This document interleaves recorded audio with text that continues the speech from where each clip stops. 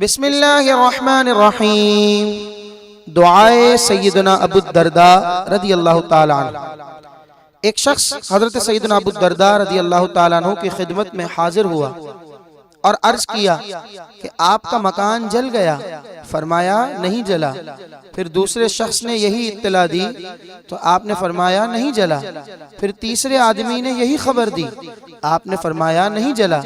پھر ایک اور شخص نے کہا اے ابو الدرداء، آگ کے شرارے بہت بلند ہوئے مگر جب آپ کے مکان تک آگ پہنچی تو بجھ گئی۔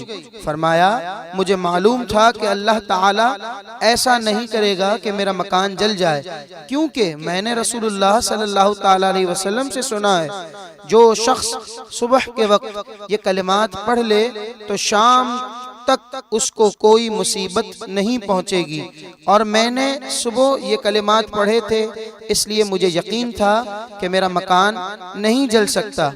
وہ کلمات کون سے تھے سنیے۔ اللہم انت ربی لا الہ الا انت علیک توکلت وانت رب العرش الکریم ما شاء اللہ کان وما لم یشاء لم یکن ولا حول ولا قوة الا باللہ العلی العظیم اعلم ان اللہ علی کل شیء قدیر وأن الله قد أحاط بكل شيء علما اللهم إني أعوذ بك من شر نفسي ومن شر كل دابة أنت آخذ بناصيتها إن ربي على صراط مستقيم۔